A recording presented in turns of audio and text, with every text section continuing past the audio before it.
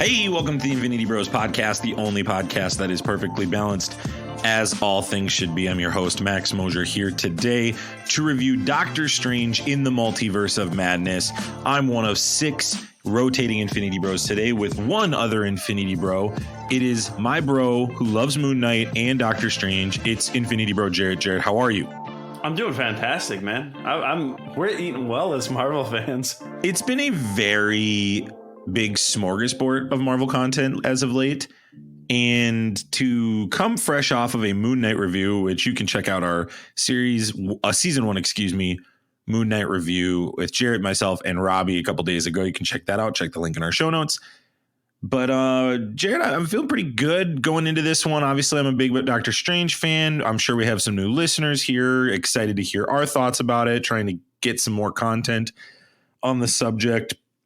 How you holding up otherwise? How you feeling? Good. I mean, going off of Moon Knight to Doctor Strange, like, is it just all Marvel for you? Have you had a chance to take a breath? How are you feeling? Like, personally, my life has been crazy lately. So, like, I rolled straight in from Moon Knight to work to hitting this. So I haven't had time for anything else other than, like, being a dad and trying to organize a Mother's Day thing for my wife. And yeah, it's been a busy weekend, dude. But we caught Doctor Strange in spite of a very, like, wild and crazy weekend. So here we are. Good for you. And you got to travel a significant distance. So thanks for doing that. I appreciate that. I just got to go 10 minutes down the road and meet up with Zane and have a Moscow Mule before I watch my Doctor Strange. But you've got to make a journey, plan for the trip, that whole bit. Right. Take rations just in case. It's a whole thing. Don't get dysentery. Zane did, unfortunately. He's alive, but you know how he gets. It's Mother's Day weekend, Jarret. Yeah. Happy Mother's Day weekend to the moms and the wives and the sisters and all that jazz, all that stuff.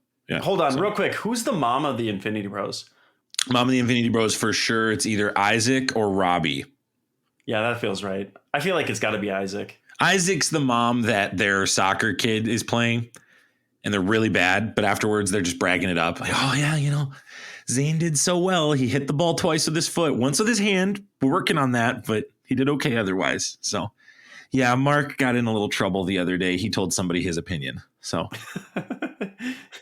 I feel like too, I don't know if I'm remembering this too, but like when they showed up for the 4th of July, I believe that Isaac did have the most amount of snacks prepared for everybody. Yeah, he strikes me as a person who has clear bags of snacks ready to go. Jarret asked you pre-show to prep this. Yeah. Top fictional Mother's Day shout out. One mom you could pick to represent the top mother. I have 2 answers just because trying to kind of keep it fresh. I don't know where I'd put number 1. It's either Claire Huxtable for me or Rebecca Pearson from This Is Us. I know anybody who's been paying attention to me lately knows This Is Us for me has been this final season's been really sad, but I still would give Rebecca Pearson top credit as a mom. But Claire Huxtable's probably my number 1, even with Bill Cosby and all his bit. Just taking Claire Huxtable. We're not saying Bill Cosby's the man. Just saying Claire Huxtable might be my number 1. It's between her and Rebecca right now. So those are my picks for a fictional mom. Okay, hold on. I gotta look up the names of these characters because I have not watched This Is Us, and I'm pretty sure you picked the wrong mom from This Is Us. No, Rebecca Pearson. No. Are you talking about Randall's wife? Are you saying it's Beth? It's Beth. It's Beth Pearson. Are you kidding me? That's a fair point. That's actually a very fair argument. Yeah, man, not even close. We're not here to talk about This Is Us, but we are here to say Happy Mother's Day to the moms and wives and friends and sisters that are on checking us out. Maybe this is your first time checking us out. We just want to say Happy Mother's Day to you. We hope you're having a great weekend and know that the Infinity Bros are grateful for the Infinity Sisses out there. That sounds weird to say. It is chilly, like Chili Healer, though. Bluey's mom is the. That's a great answer. It's a great answer. Top pick. So you didn't come here to get the Mother's Day shout outs, though. You came here for Doctor Strange in the Multiverse of Madness. We're going to talk about this movie.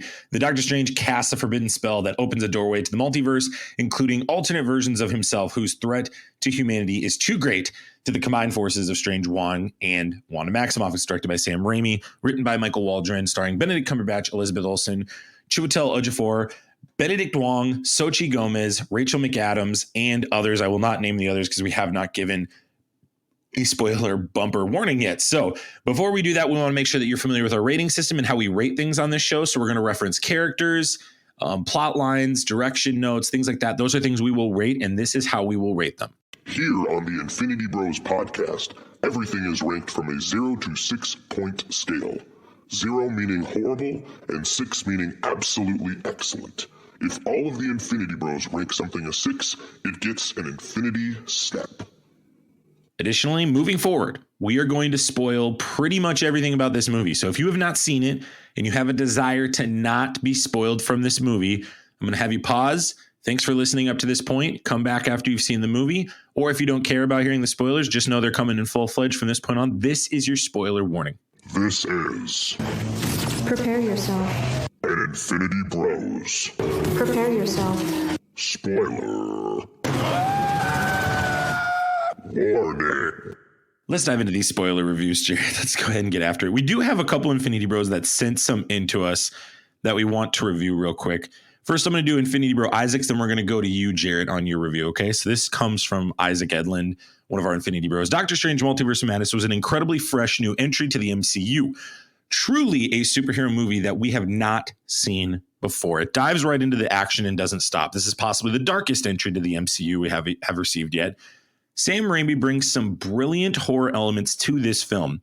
My only gripe really were some of the Sam Raimi cheese factor that stood out in the third act. It didn't seem cohesive in the context of the rest of the film. I really appreciated the ingenuity of this film. It stands out in the scope of the MCU.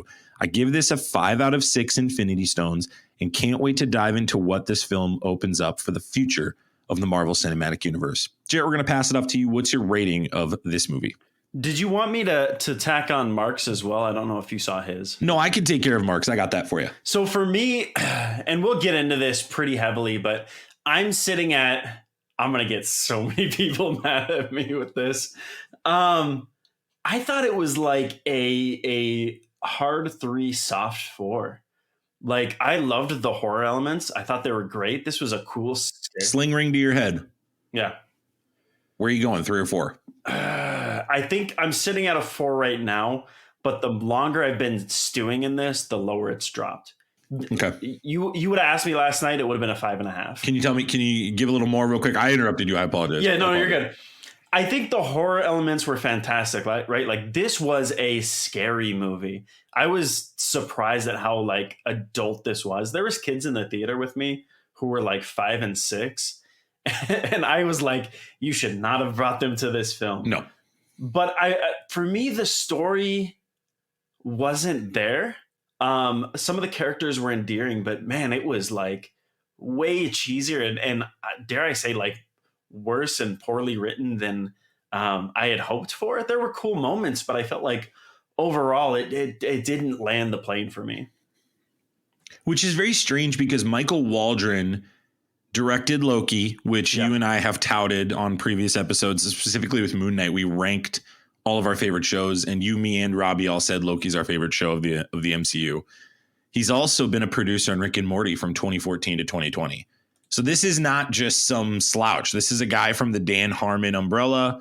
This is a very, very detailed writer. I think in the context of Loki, he proved that as well. Absolutely. So it's interesting you give that gripe. We'll talk more about that later. Let me get Mark's review and then talk about mine. Mark gives this a 5.1 out of 6. Had to think about it more, but I love it. My thoughts about it made me watch Captain Marvel again, and now I see how it fits. There's something big coming, and Multiverse of Madness is the big piece of this puzzle. Very cryptic review from Mark, but clearly Mark, and I think this is what a lot of people are going to say positively before I get to my rating, Jarret. Yeah. People are going to say that while this may be a filler movie in the MCU, it really does get you excited if you think about the future in the context of, like, you know, incursions, the Fantastic Four, maybe even the X-Men. Just specific beats were picked up here that it's like, okay, this is the direction that Kevin Feige is clearly going. I'm going to go next, Jarret. So, Jarret, I joked on pre-show with you. I feel like you and I are on the same page, and I feel like we're very much on the same page. I'm gonna go out there and say it. I'm flirting more with a 2 out of 3 than out of 6 than a 3. Wow. Yeah. I'm going to give it a 3 because of kind of what Mark is saying. A lot of things that they're setting up, really great. And I'm going to go through the positives first, then the negatives. I felt like I was too negative. I kind of was negative about the Moon Knight episode 6. So I want to be positive here too. I really, really loved everything with the Illuminati. I loved all of it. Mm-hmm. Full disclosure, I knew all of them were there because I was spoiled about it previously. We had talked about that last episode, how I said avoid spoilers. I had gotten that spoiler on Sunday. I still don't know how it got out there, but it was a high resolution picture. To this moment, hand to the sky, I don't know how it got out there. I loved the Illuminati, and that didn't break that moment for me, which was shocking because I was like, oh, I kind of know what's coming, but the buildup still worked. I loved the Doctor Strange, Stephen Strange character development of this. And I absolutely think Elizabeth Olsen was made to play Wanda Maximoff. Oh, she's absolutely. an absolute ass kicker in this role. I just cannot get over how well she acts this. Those are my 3 positives. That's about all I got. Story was really poor. I think it was too much horror. A lot of people are too afraid to say it, but I'm going to go ahead and say it. I appreciate Sam Raimi's direction, and you don't pull Sam Raimi in to not do horror. So I don't think this is Sam Raimi's fault. I think Marvel really tried to pull back him on this. Like, I know there's apparently 40 minutes that got cut leading up to this final cut.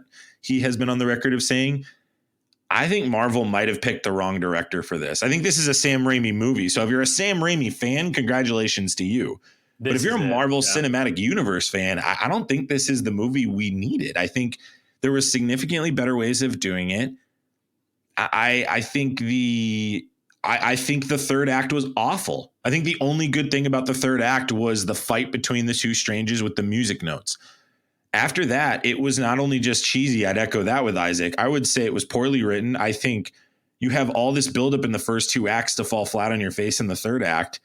And oh my goodness. I mean, I just came off of Morbius, and this post-credit scene is pretty much like, it felt like the Morbius post-credit scene. Like, it was just like, Doctor Strange / we gotta go. Who are you? Doesn't matter. Third eye. Boom. Here we go. We're off. It's like, I couldn't believe that Marvel was not taking more time to talk about who Clea was. Yeah. And there's other stuff. We'll get into that.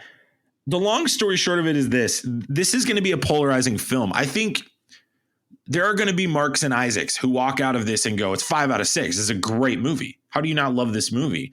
And I totally understand. If you are a fan of the horror genre, I think this is really going to do something for you as a Marvel fan. I think this is going to be a completely different wheelhouse. See, and that's the thing is, like, I love horror movies. Like, that was my bread and butter growing up. And for a Sam Raimi movie, this is good. For a Marvel movie, and one that had like really high expectations going into it for setting up the theme of like, what does Phase 4 look like? This movie's awful. And so that's why I balance it out. The expectations piece is fascinating too, Jarret, because I think that's another piece of feedback people are going to give us. Yeah. They're going to say, well, you were hoping for all these big cameos. That is not at all why I was frustrated about this. Actually, on the contrary, I thought the Illuminati actually nailed it. I thought that was the perfect amount. You gave 7 characters across a bunch of spectrums. You had the Inhumans bit, which that to me is the most mind-blowing. People are talking about the Fantastic Four one. The fact that Kevin Feige had enough humility to go, you know what, Anson Mount, come on back. You play Black Bolt. Let's do it. Mind-boggling. That is more mind-boggling than Krasinski. Hand to God, I think that is the biggest cameo in this movie, especially the way he died. The way Anson Mount died in this movie is it's the reason I tweeted, do not take your kids that are 13 younger. Absolutely. It's unbelievable. I couldn't believe what I was watching. It was like, there are Saw movie scenes that are lighter than that scene. Yeah. And I know people are going to be like, oh, this is just, you're just different from the Disney formula. That is not it at all. This was dark, and I'm fine with the swing. I'm cool with the swing. But when you combine that with witchcraft and sorcery, this is going to be a turnoff for a lot of people. It just is. It's going to be a turnoff for a ton of people. In particular, I think the deep conservative crowd is really not going to like this one. And this really threatens any traction you have with 2 amazing characters that are paramount for the future of this franchise, the MCU. So I'm just interested to see how the audience reacts. I know it has the 2nd worst cinema score right now. I know it's sitting at about 75% right now on Rotten Tomatoes. I think this is going to be a coin flip based on who you talk to. I think some people are going to come out going, this is amazing. And I think others are going to be like you and me, Jarret, and they're going to be like, look, this story really wasn't that good. Yes, it's a filler and there's some amazing things on screen I'm seeing. But long term, here's where I would agree with Mark. I think this is a necessary evil for long term, Jarret. I think this is one of those movies that it's like we're going to look back and go, this is the Age of Ultron of Phase 4. That's really what this is. Because Age of Ultron, while that movie was poor, that set up things like WandaVision, which people just swear by. They love it. It set up Endgame and Infinity War. Like it really set up Civil War, right? Like set up What If. It set up What If. There's a tons of things that happen later in the Marvel Cinematic Universe that Age of Ultron just wasn't that strong of a movie. I think that's what I'm going to look at with Doctor Strange Multiverse of Madness. As a Doctor Strange fan, I will say I think the showcase of his different abilities was so much more cool to watch this time. Yeah. I think Raimi really did a great job, of visualizing these beats. And so, but that's not what you wanted out of this movie. This is a multiverse movie. So people wanted Deadpool. People wanted Tom Cruise Iron Man. People wanted those things. There were a ton of weird rumors. We talked about it probably 10 episodes ago, Mark and I. Yeah. And that wasn't what I wanted. I wanted a Doctor Strange advancing as a character, traversing these multiverses and opening this doorway up, because there's so much that you have to do with this. You can't tackle it in one movie. You have to do it with things like Spider-Man and this. That's my long-winded answer. So let's get into some spoilers here, Isaac. The way we talk about things, if this is your first time with the show, we really talk about things through characters. We don't bounce around the timeline exactly how the movie works.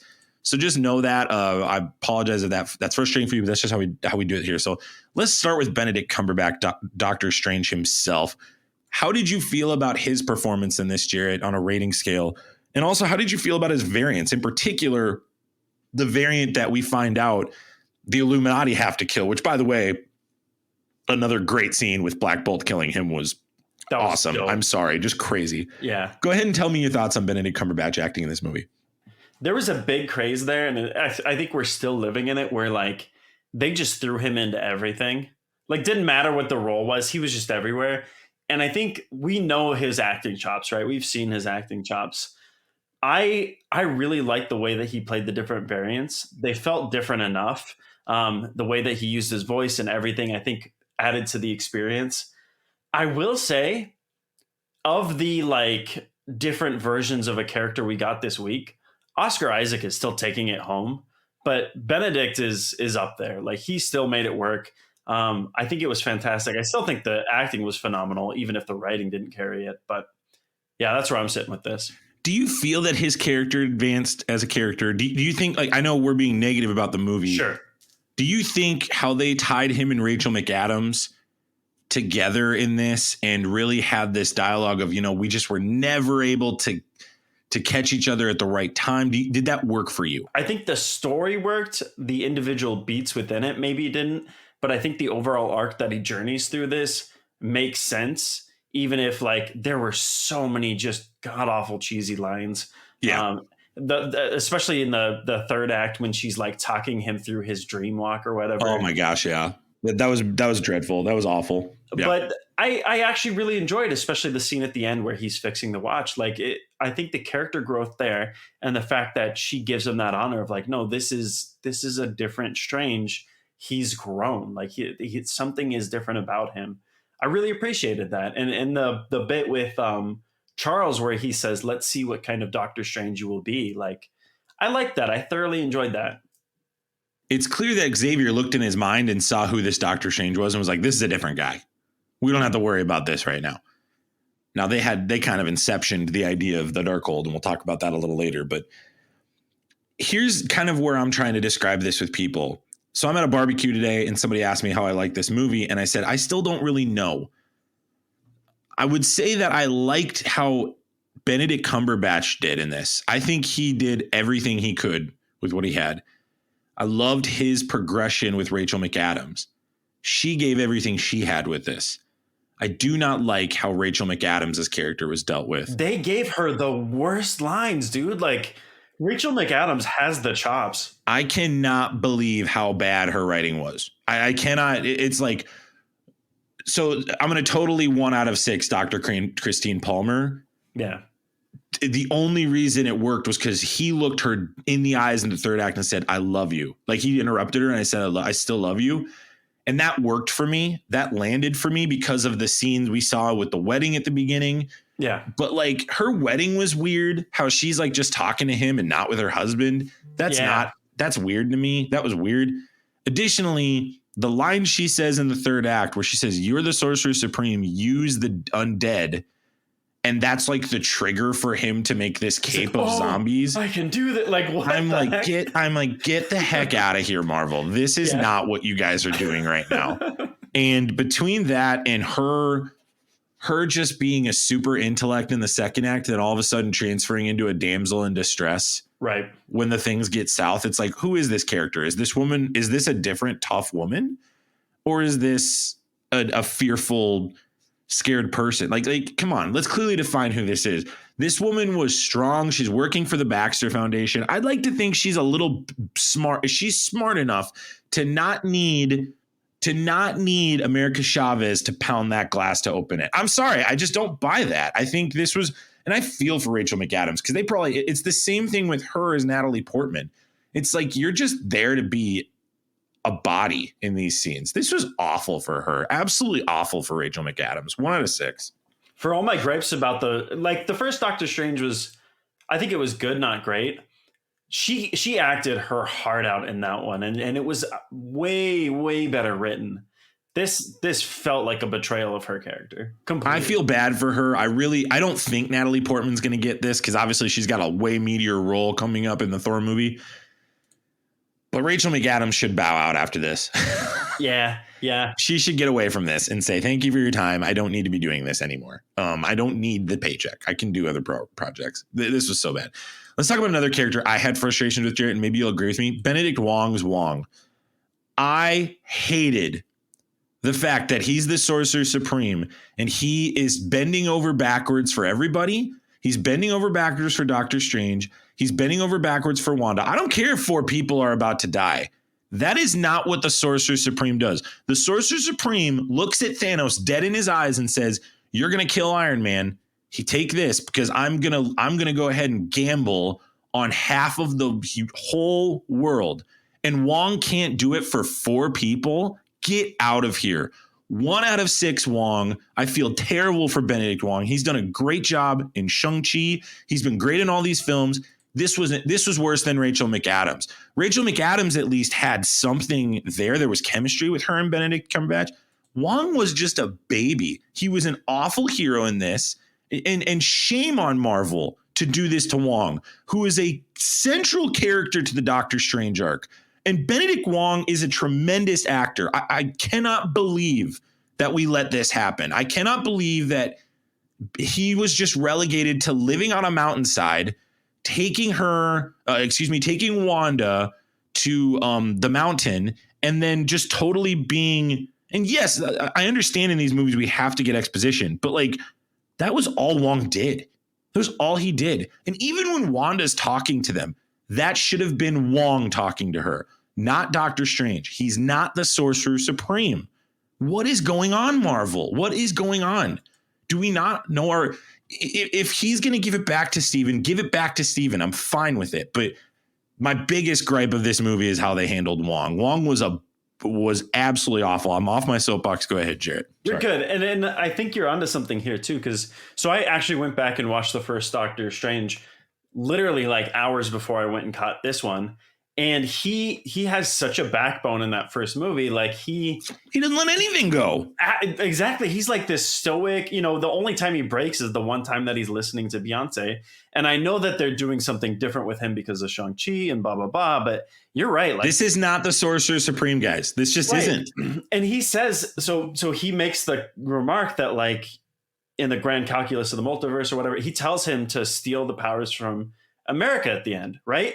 And so he's willing to sacrifice to stop Wanda. And yet when it was his students on the mountaintop, who, by the way, were already been crushed under, were probably dying anyways. They were dead. Yeah. They were so dead. Wanda obliterated everybody.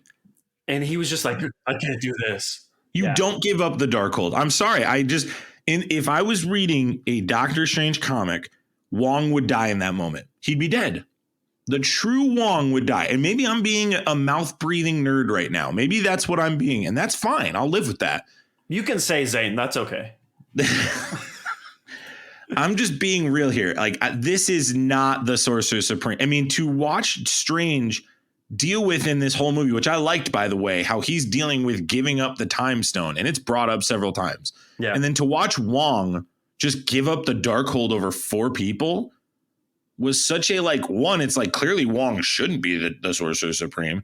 But 2, that's not who Wong's character is at all. I don't want to talk too much on it, because the other thing is Wong didn't really get much in this movie. That's the other part. Him and Rachel McAdams were relegated to the back. And that's a shame. That's a doggone shame. Because the dude's getting a huge piece of the puzzle in Shang Chi. And I'm like, what? He was almost exclusively just comedic relief. Like, seriously, like it's just that's embarrassing. That's embarrassing. So finally, let's talk about Chihuatel Edufour as Baron Mordo. He's the leader of the Illuminati. What were your thoughts on him? Did you feel like he carried that strong presence of being really Doctor Strange's nemesis and rival? Did you feel that and sense that? And obviously, we didn't even see our versions of Mordo in this in our universe. We just saw a parallel 838 universe Mordo. This one was cool to see the Illuminati stuff, and I think he continued to impress. The one thing is, like, I don't know how anyone got the wool pulled over their eyes for the 2 seconds that we trusted Mordo. Like, we knew he was going to immediately betray him, and they're like, oh, he poisoned the tea. Like, dog, we knew. Like, come on. Yeah, he was sorely used too. Yeah, but at least he got a great epic fight with the Illuminati during that Illuminati sequence. So that to me is why I wouldn't say he was a wasted character. Yeah, I agree. Clearly, they're setting up that arch rival and nemesis for the 3rd movie. He's going to be a big piece of that interdimensional fight. Probably something a la Loki in season 2. Excuse me. Gosh, I would Thor love 2, your favorite CGI movie, by the way, Jarret. Yeah, you love fantastic. that movie CGI. I think it's gonna be something like that with that too. I think Mordo's for sure coming back, but they're gonna have to team up, him and Strange. Sure, and I think he's gonna betray him at some point. So that'll be interesting to see. Yeah, I feel really for Edufour and McAdams and Wong in this. I really feel for all 3 of these actors. Edufour and Wong in particular are just really elite actors. And I think Marvel did them dirty in this, and I really feel for them, because this really centered around Cumberbatch, Olsen, and Gomez. So, and that's not bad. Those 3 actors, I'm not really taking away anything from them. I would have loved to see, in particular, Edufour and Wong more. Yeah. Long run, I could live with McAdams if we can just clean up the writing. I agree with you. It's like she didn't say anything of substance the whole movie. It's just absolutely terrible. Let's talk about the Illuminati. Let's do it. Let's talk about it, Jarret. This is the reason people go to this movie. Yeah, absolutely. This is the reason you go for Professor Xavier. You go for John Krasinski as Reed Richards. So you got spoiled too. Is this what you got spoiled earlier in the week as well? So I saw, and it's probably the exact same photo you saw.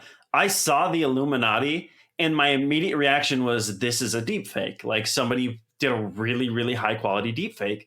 And then I can't remember if it was the same day or even before that, we got the confirmed Captain Carter. We saw the shield, and I was like, oh no, like, this is real. I just spoiled this for myself. Like, not on purpose. I was just happened to be online, and oh my gosh, dude, I was so mad. But yeah, this is what I saw was the Illuminati. Yeah. So we get Peggy Carter. Let's talk about her. Did you like seeing her as Captain Carter? Obviously, Haley Atwell returning to this role. I have to tell you, I'm just going to rate each individual Illuminati character, and I'm just going to give you the full 6 out of 6 across the board. They were all great. They all embodied the characters perfectly. I'll talk about my standouts a little later, but it was refreshing to you to see Haley Atwell back. I feel like she's going to be in the MCU down the line more, Jarret. So Christian and I actually really enjoyed, it wasn't Agents of S.H.I.E.L.D. Was it called Captain Carter? No, Agent Carter. Agent Carter. We watched quite a bit of that. And that was very sci-fi TV series. But I really like Haley Atwell as an actress. I think she does a phenomenal job. And so seeing her get more time in the MCU was incredible, actually. I really enjoyed her character in this for sure. And the silent running when they're doing the big battle, That was cool. That was like in the midst of all this, her keeping her chill and still like trying to go toe to toe with Wanda. I Felt love like the something jetpack too, man. The jetpack's great. That was awesome. I mean, she went toe to toe with Wanda Maximoff. Like that's how you do it, baby. That was awesome. Let's talk about the other person, Captain Marvel. Maria Rambeau returns. Lashana Lynch. I loved Lashana Lynch in this role. Obviously, I'm a huge Captain Marvel fan, so any Captain Marvel thing, I'm gonna eat it up immediately. I think this was the weakest of the Illuminati characters. She kind of just sat there and did the, bit, cracking her knuckles and doing the fist against the hand bit. But I bought it. And I bought that Lashana Lynch's portrayal here. This is how this universe's Captain Marvel would be, where I think Brie Larson is a little more stoic, and I think she's a little more hear you out, have a dialogue first. I think Maria Rambeau is a punch first, talk later person. Yeah. And I really liked her. And I really kind of liked how her and Haley Atwell worked together too, fighting Wanda, even though they both died. That was wild. Let's bounce. We talked about Mordo. Let's go ahead and talk. My standout in this movie is Black Bolt. Man. Two lines, really. Anson Mount coming back is the biggest upset in the history of the Marvel Cinematic Universe. Like, Anson Mount, take your bow. You officially can lean into it. You are an MCU person. You don't have to fight that the Inhumans battle you've had to been fighting for the last 5-6.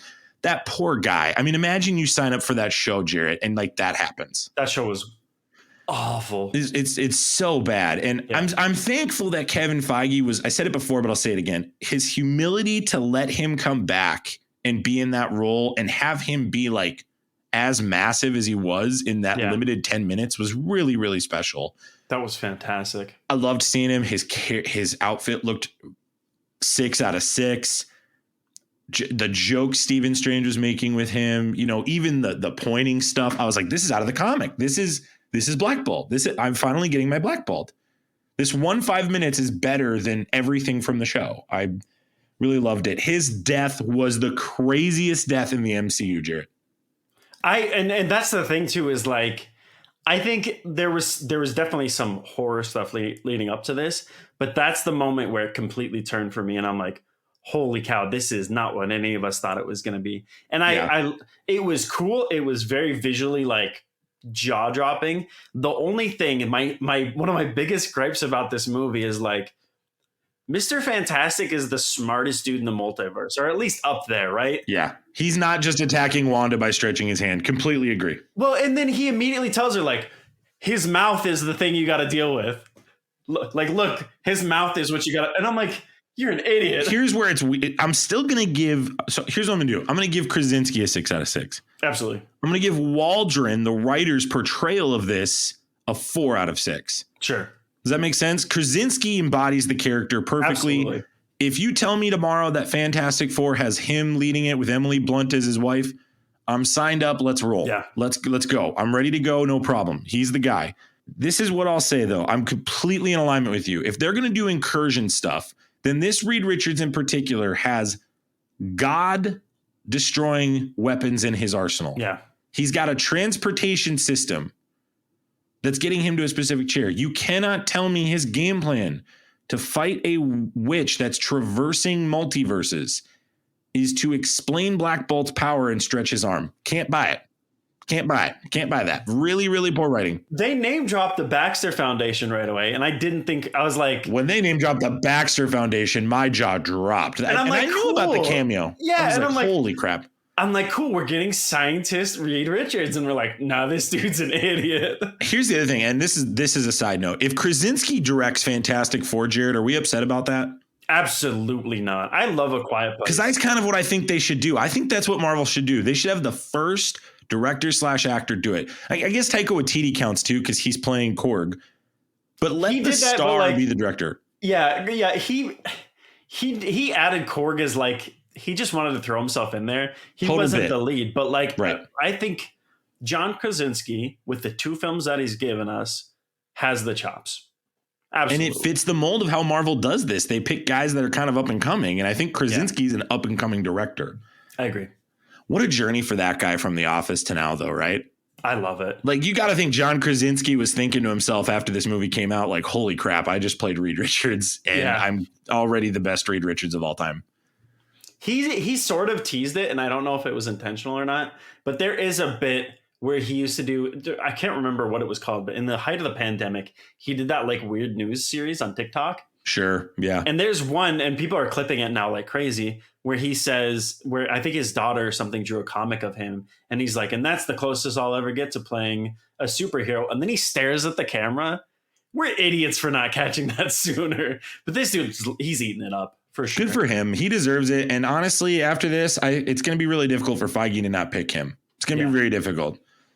So he's young enough. He can do it for a long time, too. So the argument that it should be somebody younger, I don't buy that either.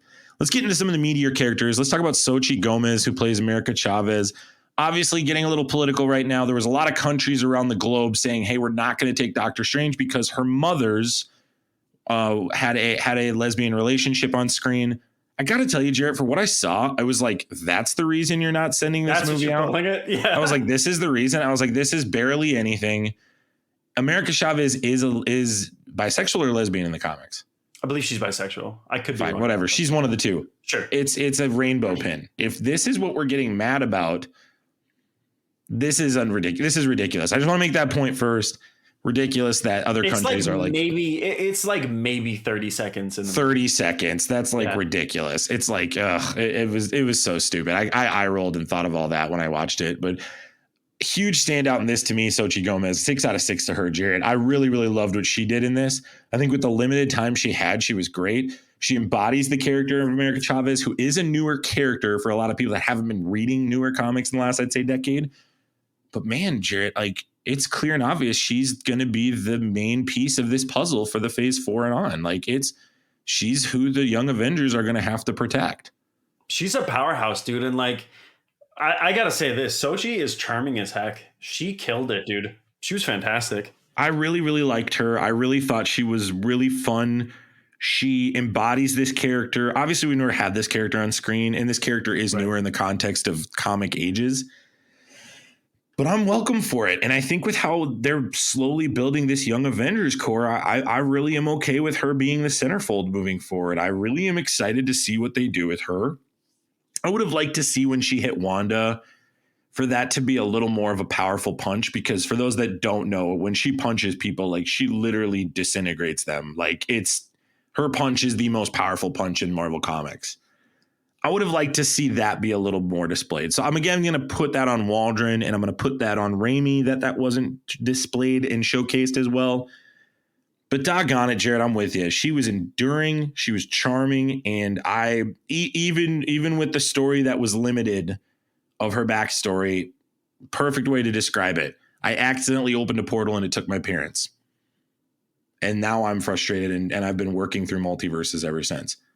Love it. I think that's a great story arc. I think it's minimal. We can explore more of that down the line, and we can clean that up a little bit. I think this is a good game plan. And I've heard a lot of people go like, because originally she was going to be in the new Spider-Man movie. She was going to be the reason that these characters came into our universe. It wasn't going to be Ned. It was going to be her. And so I would have loved to see that. I am not going to lie. I think that would have been better, and we would have gotten more out of her. And I think in an alternate timeline that she probably traverses, we're talking about, man, this is the future of the MCU probably. That being said, I think it was good, and I'm excited. Let's talk about, I think, the biggest piece of the puzzle of this movie, Jarret. It wasn't a secret that she was the villain, but it still was jarring to watch. Oh my gosh. Elizabeth Olsen is Wanda Maximoff. And we find out some really interesting things here, Jarret. We find out the whole time that all these monsters are essentially being controlled by her. Right. We also find out that her plan the whole time was for Strange to bring Chavez to her. Yeah, dude, she is coming for blood. And if you are a Wanda stan, then I've got to tell you, I think you're a big idiot. I don't know how people are so excited. Imagine people being this excited about Thanos. That's what I'm saying. Yeah. She's more bloodthirsty than Thanos because she wants to destroy entire universes. Right. I soapbox moment here. I don't understand how people in this universe and apparently other universes now, because apparently we can count 838 now, why do people in these universes just blow off Wanda Maximoff Jarret? It's my biggest gripe in these shows and these movies. Why are they blowing her off? I don't understand. It's like, yes, you have to build up to clearly there's going to be a disassembled arc coming down the line for the Avengers. And that's probably how you restart everything. But like, how are they looking at her right now? And just like, even just to like be kind of nonchalant about Westview with her when he meets up with her in the vineyard. He's like, I'm not here for that. I don't care. Like, what the heck, dude? He told her she cleaned it up. I'm like, no, she didn't. She didn't clean up a thing. What are we talking about right now? What is going on? What is going on? Hey guys, Jarret here. I have a little confession to make. I cannot stop drinking coffee. If you've been around us long enough, you would already know my little habit of making a pot of coffee at 7 p.m. each and every time I prepare to stream or appear on the podcast. Up until last year, I paid penance for this dark deed by punishing myself with store-bought value brand coffee. And trust me guys, I suffered. All that changed the day I discovered Many Worlds Tavern though. Many Worlds Tavern is an online coffee company that prides itself on being the best coffee a person could bring to game nights. I'm not just saying this, go back and watch our Twitch VODs. When it came time for me to grind my way through Dark Souls 3, the only thing keeping me energized and ready to take down the Nameless King for the 73rd time was some French press Great Old One. I like my coffee like I like my video games, dark, rich, and full of flavor.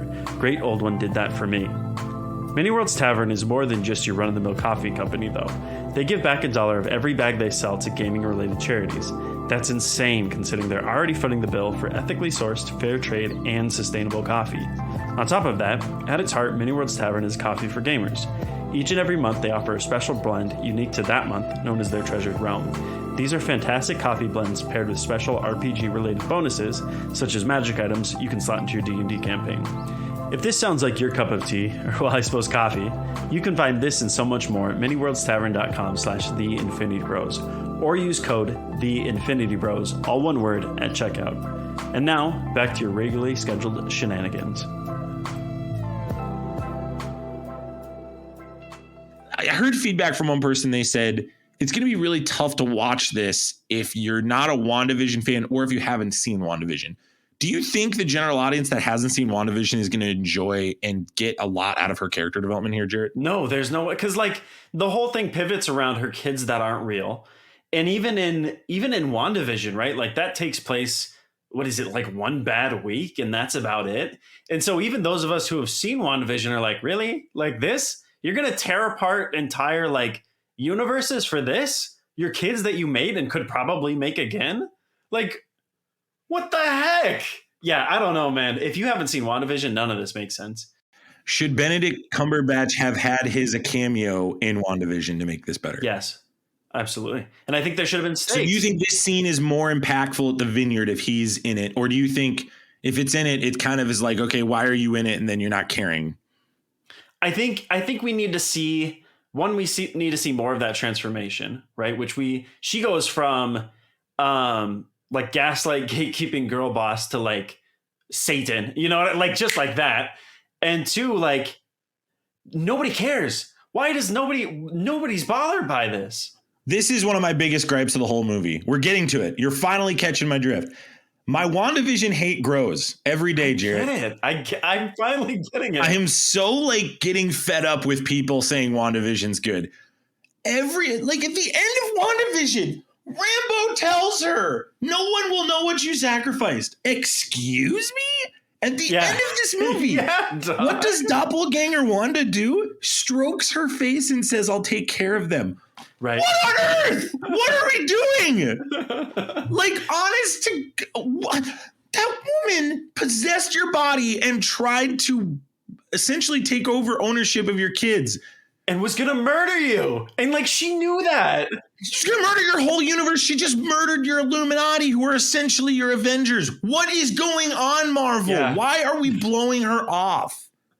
Why are we blowing her off? Either everyone in this universe knows that she's the most powerful and they're scared to death of her. And if that's the case, I need that to be articulated better. That's not articulated well enough. They're not afraid of her. They're like... They feel bad for her. They're like, oh, I pity you. Yeah, and I understand. And again, this was a point Sarah made, my wife.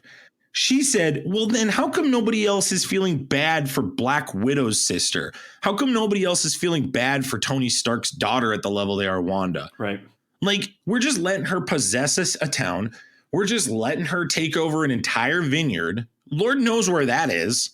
Lord knows what she had to get rid of and possess to make that fake reality happen. She destroys Kamatage. I mean, we're done. As far as I'm concerned, that's it. That's to me, that is the we should shun you and kill you moment. This was wild. But we don't even do that. We just let her sit in the rubble. We just let her sit in the rubble at the end. Mm-hmm. And Strange is just like, looks at her and doesn't try to kill her. He just kind of gives her that look of, oh, Wanda. Like, Wanda Maximoff is like a toxic relationship in the Marvel Cinematic Universe. Yeah. For whatever reason, all of these people cannot stop letting her do whatever she wants. And I'm fed up with it. I'm getting annoyed of it. And I'm really annoyed of people who are like defending her on the internet. I'm really getting fed up with those people. I'm getting fed up with those people putting political ideology into that. I'm like, you guys are nuts.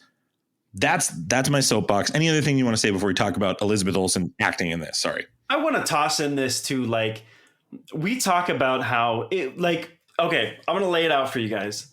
The official stance of the Infinity Bros is you can deviate from the comics. It's never bothered 100%. us, especially if it's done well. But the one thing that they should keep from the comics in this is nobody pities Wanda in the comics. They're terrified of her. She is a bomb waiting to go off. And it's not like, oh, we're sorry for all this. No, they know what she's capable of. And they know what she's capable of in the MCU. And like, oh, dang, Wanda messed up again. Man, I hope she's okay. Her poor kids. Like, no, dude, she kidnapped people. I don't know. It would be different if the general public didn't have the knowledge. Sure. But they do.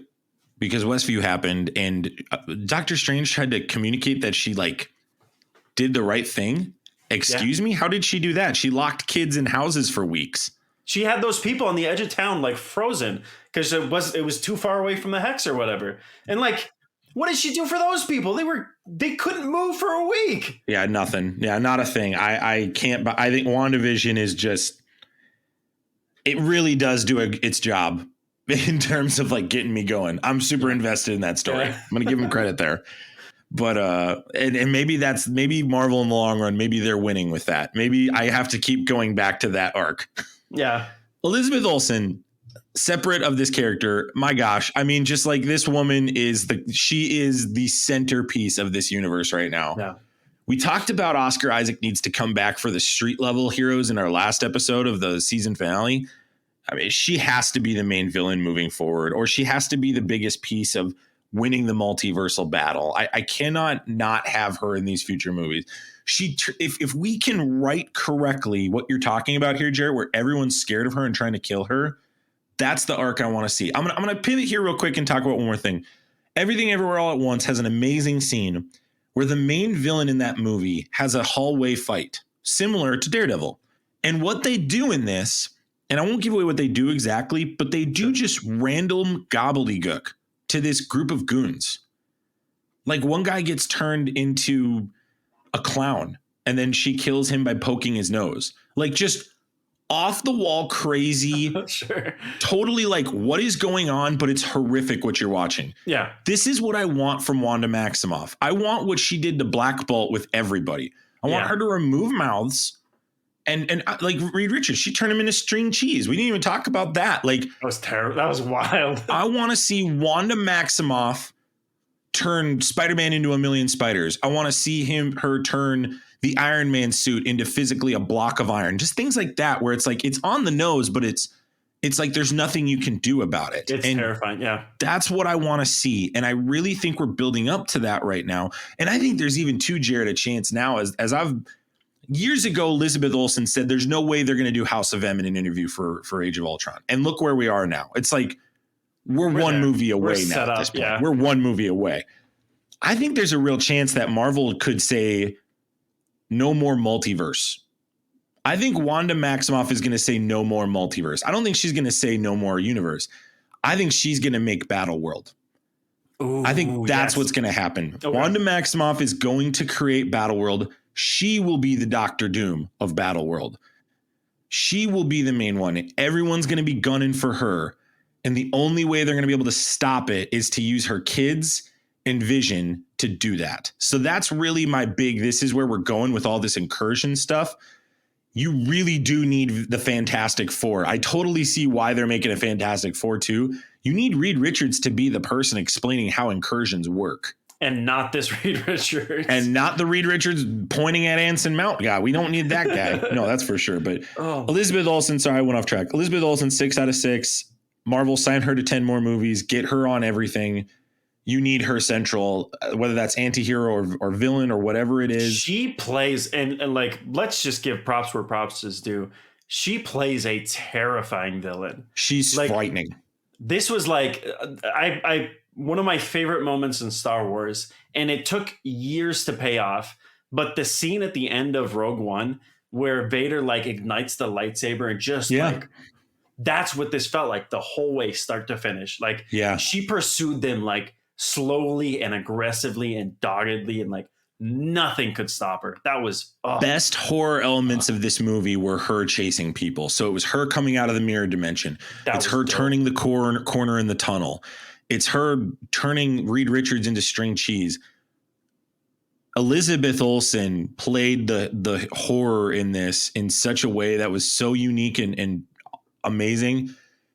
I would liken it to the Riddler, where the Riddler in the Batman was very psychologically frightening. She is very witchcraft frightening. And I really, really appreciated how this movie did that. And I got to tell you, man, Elizabeth Olsen, man, this is her year. The last 2 years, take a bow, Elizabeth Olsen. Like, you have earned everything you've gotten. You are officially an A-list actress after this. Like, this is your moment. You are a huge centerpiece in this universe. I can't think of a future, and I know we've had gripes with the story, but I got to tell you, I still feel some hope if she's involved in it, because she makes me, I get so mad about WandaVision, but I think a part of that is because of her portrayal of this character. I think I'm really invested in her arc more than anybody else, and I really respect that about her. And to watch her arc, Jarret, and how she's done it since Age of Ultron, that's a completely different character to today. And I believe her that she really like wants these imaginary kids. I believe it. Also, not to like hammer the story anymore, but like, she's not this broken up about her brother or Vision. Yeah, when she's like, oh man, like I miss my kids. I got to make sure I protect them. She did not give a second thought to Vision that flew off, or her brother who died. She's not looking for him in the multiverse. Yeah. Do you think WandaVision, the goal at the end of that was to establish she has closure with Vision and her brother? And that's why she's trying to build this closure with the kids. This is fuzzy. It's never explained. Like, we don't get that at all. Yeah. Nothing tells us that other than our wild speculation. You could maybe say that about Vision. I think you can make that argument about Vision, where she goes, I can't feel you. And then she says goodbye to him. Sure. I think I can buy that argument with Vision. I agree with you on Quicksilver. I don't know if I can buy that about Quicksilver.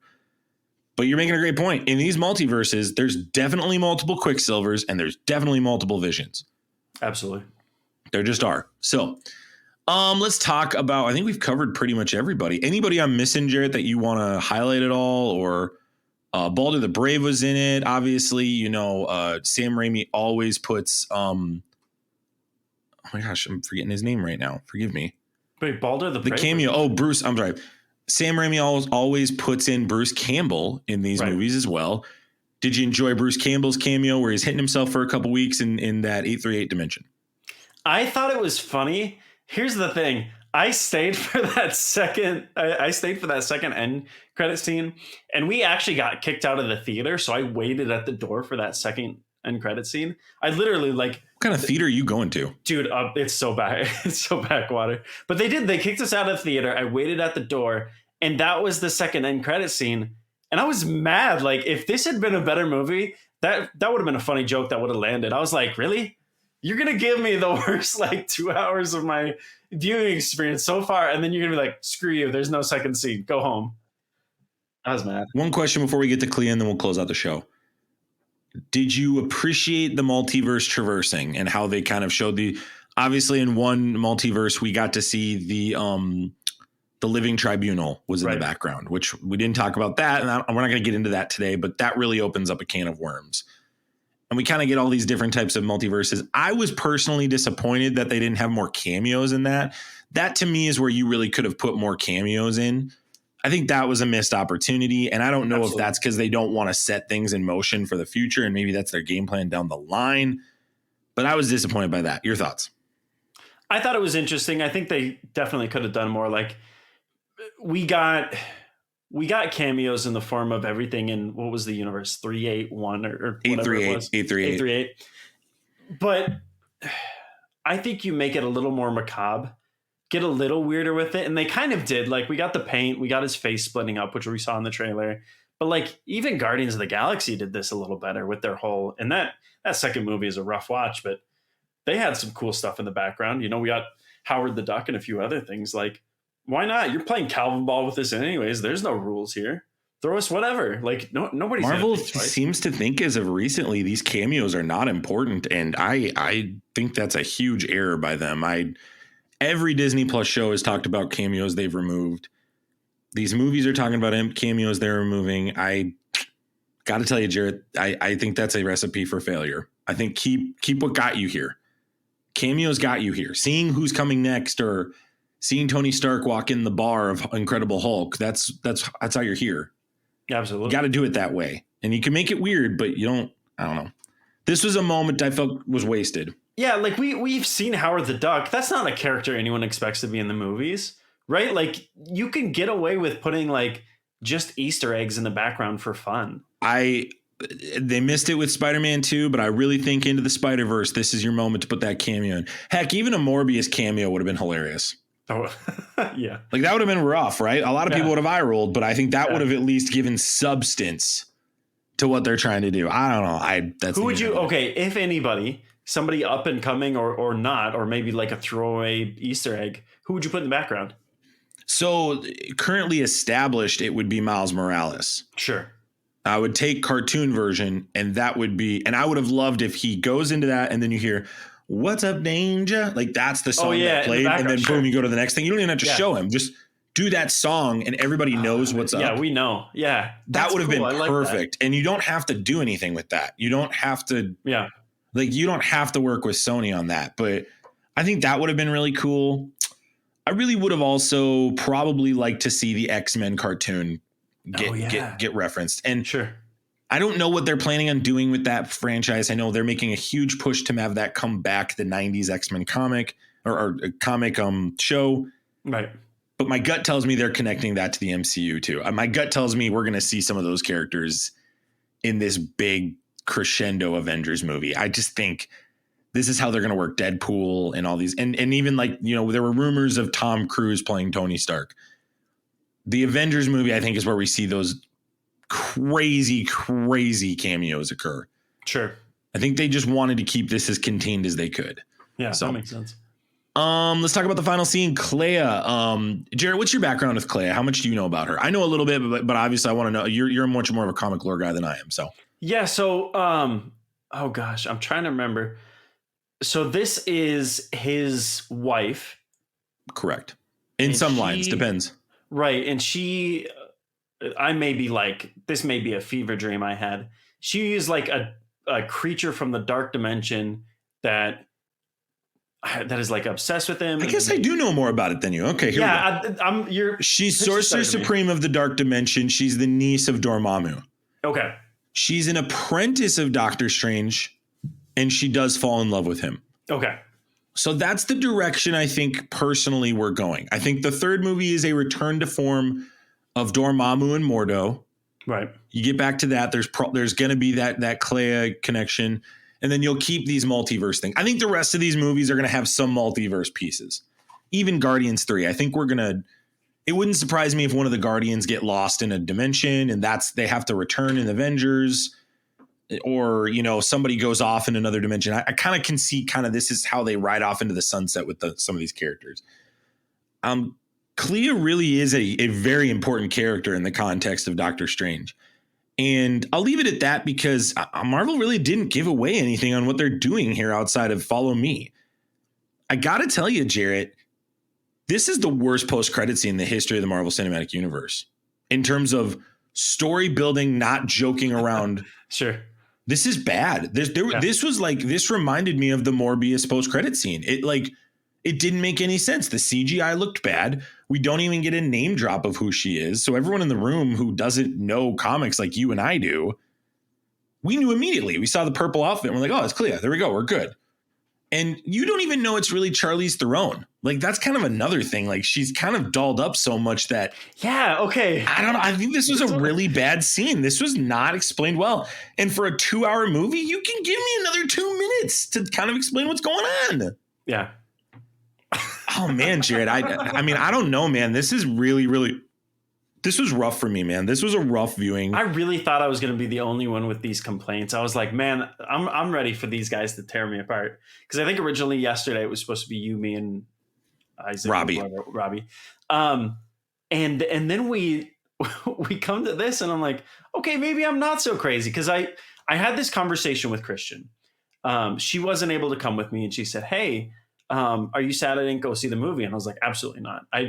Truthfully, I don't think this movie is for you.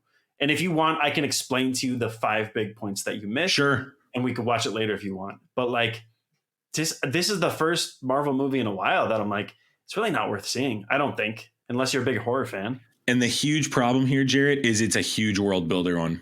Yeah, absolutely. It's going to be a required viewing moving forward. Mm-hmm.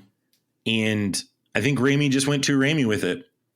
I agree. That's really all I can say. I think Raimi was so Raimi in this. I think Derrickson would have been a better director. I know he left early on, and I think he might have been better for this. He did a great job of maintaining the horror in the first one, but also keeping it at the level that I think Disney and Marvel need it to stay at for the general audience to appreciate it. And that's we didn't even talk about the third act with the zombie stuff, but like, the music fight was great, but the third eye on the head looks absolutely dreadful. It looks so bad. It's like, I'm trying to wrap my head around, like, with all the great CGI we've got, that's what we're doing. I could make that with a TikTok. I could make that with my cell phone, what they're doing with Benedict Cumberbatch.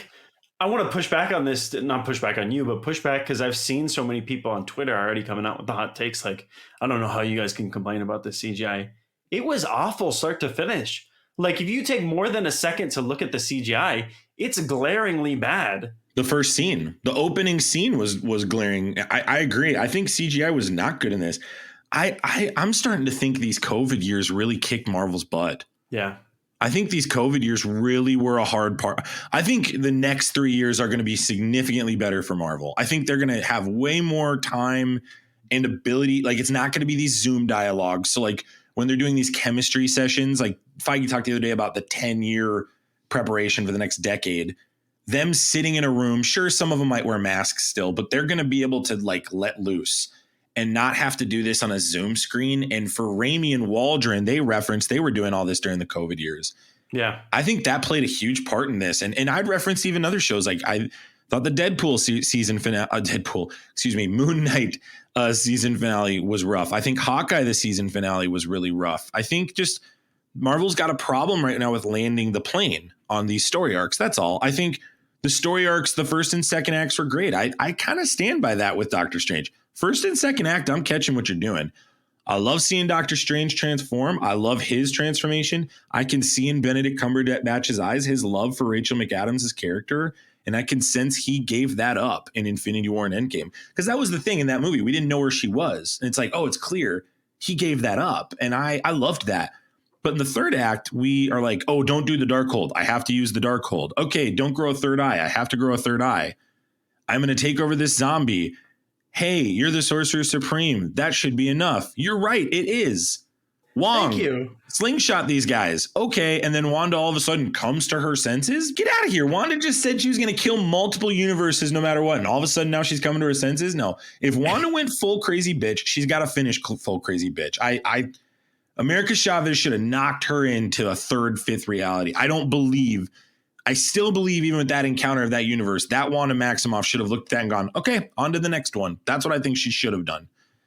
It shouldn't have been one universe for her to come to that realization. The Darkhold has corrupted her.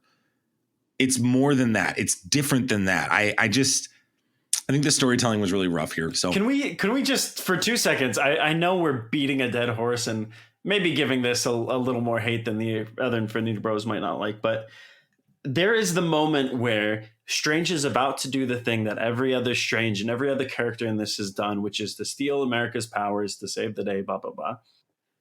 And Wong goes, do it. And he goes, yeah, I'm going to do it. And then he zombie walks over and then he's like, I'm not going to. Like, I love your zombie walk. Yeah. That was awful too. Everything zombie was bad. It was all bad. Looked bad. It felt bad. It was weird. His pivot was so weird because he's like, yeah, Wong, you're right. I do need to kill her. And then he walks over and he's like, never mind. I don't need to kill you. It's fine. It was so bad, Jarret. Third act was just bad and it didn't feel coherent. And I wonder, Raimi also said he left 40 minutes. How much did Marvel say do this? I don't know. We'll never know. Bro, I want to see the Raimi cut just to see if it's a train wreck or not. Dude, the other scene that was wild was when Strange threw that guy threw the other Strange out the window and he lands right on the fence. Oh yeah, and the eye pops I was open. like, oh my gosh. I'm like, okay. And the eyeball with the octopus right out the gate. I'm like, how does this stay like PG-13? Congrats to Marvel for keeping this PG-13, by the way. Congrats to them. Huge victory. When the one that, other than like, obviously, so Professor X's death is horrifying. Scary. Yeah. Yeah. We didn't talk about that, right? We had a Black Bolt, but the one that really stuck with me, when Captain Carter gets cut in half, obviously they don't show it. We don't even see the blood like pouring off of the shield, and I'm like, this is PG-13. That was wild. Yeah, Marvel got away with a lot. They did a great job. That's a huge win if you're Sam Raimi. You got to walk away from this and go like, I was able to be Evil Dead Doctor Strange, and I think that's a huge reason some people are gonna. And to like Mark's a big horror guy. I think that's where a victory here is for Mark. Yeah, he's going to be doing laps. Mark's walking away, I would assume, from this going like, I'm never going to get this type of movie again. This is a one and done thing for Marvel. I don't think they can do it again. Yeah. So I think in the long run, that's what this movie has in store of like, I think that's what we're going to look back on fondly of this movie. We're going to say, man, they really did some crazy things that you're just not going to be able to get away with in other movies. And so props to them. And I mean, regardless, people are still going to go see this movie. And that's what I'll tell people. But I am the biggest piece of feedback I'm giving people is do not let your kid under the age of middle school see this movie. There's a lot of people that are going to take their kids to this and they're going to be like, what did I just do? There were 5th and 6th graders in the audience with me. And one of the dudes, not 5th, there was like 5 and 6 year olds in the audience. And the parent at the end of this, he got up, which I don't know how this guy did not leave beforehand because he was sitting right behind me. He got up with all of his kids and he said, I'm never bringing my children to another Marvel movie. He can't. And I'm like, why? First of all, why didn't you leave earlier? And second of all, like Marvel did the one thing that I've been asking them to do, which is do something different with the Marvel universe. But man, they really should have done more advertising for how dark this was going to be. Like parents were. I think this is appropriate in the TV shows, not the movies, Jarret. That's my feedback. Yeah. You want to go full horror, give it to me in a 6-episode run in Moon Knight. Don't give it to me in Doctor Strange. Give me fantastic multiverse traversing, colorful. Yeah, you can give me a couple deaths, but you can't give me like 8 of them, which is what happened here. And that's my feedback. I think Marvel might have taken a massive hit in its audience trust. Yeah. Tons of people are giving this. I've heard 3 out of 10 by 4 different people. I saw a high school kid out of the gate. I was going into my showing. Yeah. He's like, Max, I hated this movie. And he's one of the biggest diehard Marvel kids I know. Yeah. And I was like scared to death. And that didn't really affect my decision because him and I fight a lot about this stuff. So we don't really fully agree. Sure. But it blows my mind how many people are in our camps. I still see a lot of positives in it. I still can walk away going like, hey, I really like this movie and I really enjoyed it. But I agree with you, Jarret. I think the audience trust was lost here. And that could be very hard long term. So we'll see. They keep taking big swings. Any other scenes you want to talk about before we close out? Man, I don't know. I'm still sitting on this one. And we talked about it beforehand, or maybe I mentioned it in the show. I was sitting at like maybe a 5 or a 4 at the beginning of this. And the longer I sit through this and the longer I think about it, this is really souring in my mouth. Like I like the horror aspects. This is a good horror movie. This is not a good Marvel movie. For being one of the biggest MCU guys on this show, I think everybody thinks I'm the biggest MCU hater now. Why? What? Well, just because of how I've talked about like the last couple things. Like I talked about Moon Knight and Hawkeye and this, and I'm just like, I'm super negative. I don't like being negative. I think you're realistically critical. And like, I'm the most, dude, I put Hawkeye and Moon Knight at the top of my list in spite of how bad they were. But like this, you never thought in a million years you were going to get those either. I think that's another piece of that puzzle. You just never thought you were going to get that. And as a Doctor Strange fan, I did not think I'd ever get a horror Doctor Strange, a true horror Doctor Strange. And that's where this movie is awesome. But the general public is going to hate it. They're going to hate the horror if they're taking their 10-year-old. I think you flip this. I think you take this level of like horror movie aesthetics and vibe, and you pour it into a TV series. You make Midnight Suns. Yeah, I'm seeing the vision here. Midnight Suns. Go for it. Dark. You can make it its own thing that they can come into an Avengers movie and you don't have to catch a ton of people up. So they don't have to expose their kids to it. Or if that's too far for them, they don't have to go down that route. And I think the next Avengers movie is going to have more people that go, I'm not watching your Hawkeye show. I'm not watching Moon Knight. I'm just not. I'll watch your movies, but I'm not going to watch your shows. I think Midnight Suns, Moon Knight, Ghost Rider, Daredevil, these are the projects you can do this stuff with and really have fun. I'm with you, Jarret. I want to see it. So what was your rating of Doctor Strange and the Multiverse of Madness? You can share your thoughts with us on Discord, Twitch, Facebook, Instagram, and Twitter.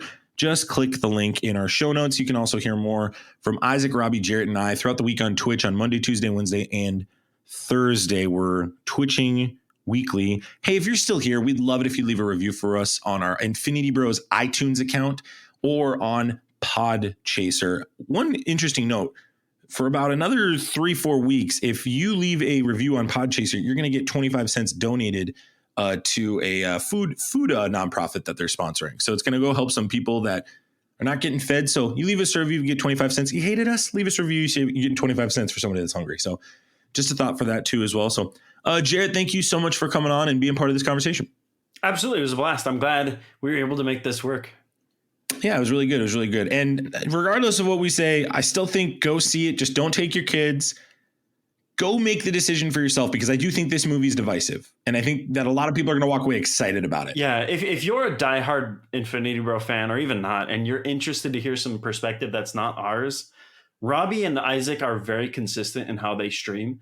Go pick their brains during those streams, because they'll have a very, very different viewpoint than we will. I think Isaac in particular, I have a feeling Robbie's going to be more on our camp. Robbie's watching it in an hour from when we're recording. So I can't confirm that Robbie and I are on the same page, but we tend to think the same on this. But yeah, I would recommend check those two out, because it's a different perspective. But we'd love to hear your thoughts. Keep the conversation going at infinitybrospodcast@gmail.com. So we love you guys, 3000. We'll talk to you soon. See ya. Bye. Thanks for tuning in to the Infinity Bros podcast. You can find the Infinity Bros on Facebook, Instagram, and Twitter at the Infinity Bros. Feel free to send listener feedback via email at infinitybrospodcast@gmail.com.